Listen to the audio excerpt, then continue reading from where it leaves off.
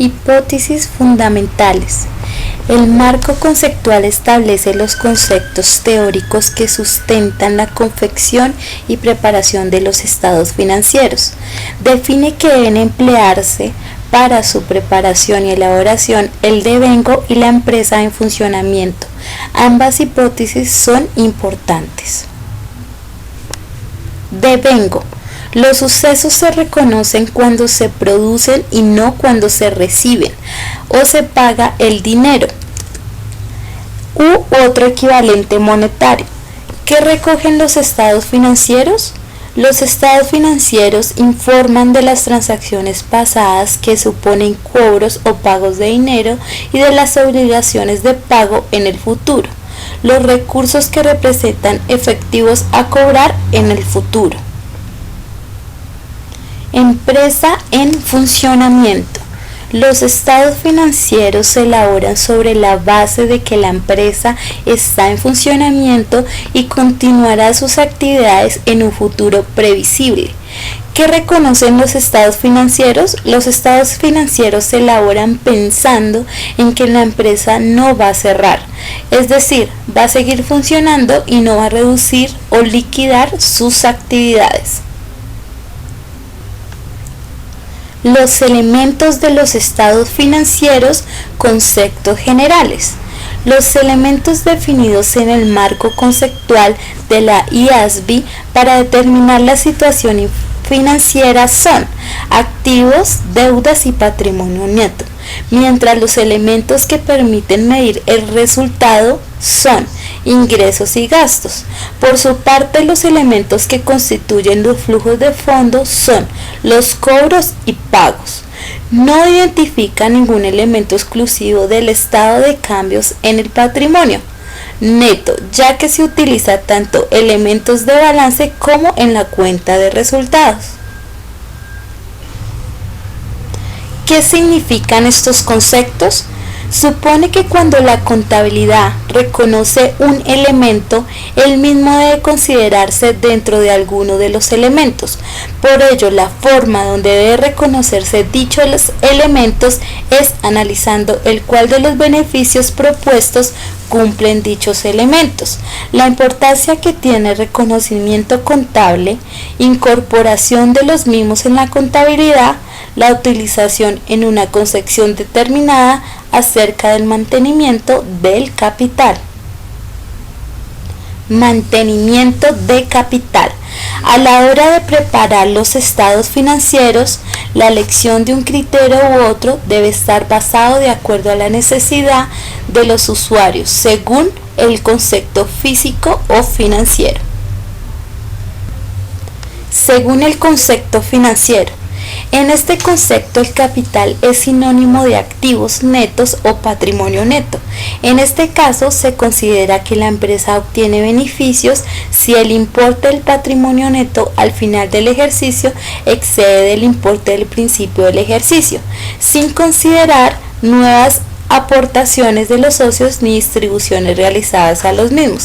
Las ganancias se obtienen cuando el importe financiero de los activos netos al final del ejercicio excede al principio.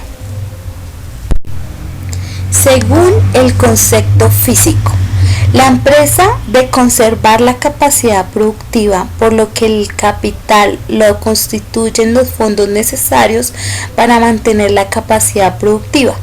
El capital es la capacidad operativa de la empresa. Se considera que la empresa obtiene beneficios únicamente cuando los ingresos son superiores a los gastos necesarios para mantener la capacidad de la empresa. La capacidad productiva al final excede la inicial, sin considerar las aportaciones de los accionistas y sus distribuciones que hayan podido hacer de los mismos.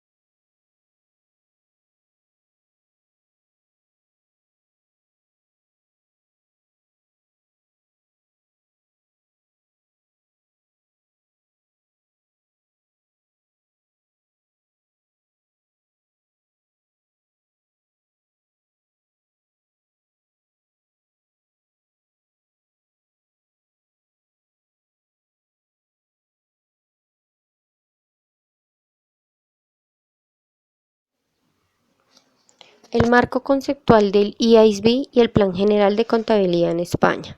La estructura del Plan General de Contabilidad dedica la primera de sus 5 partes al desarrollo del marco conceptual de la contabilidad. En ella se desarrollan los siguientes elementos. Primero, empresa en funcionamiento.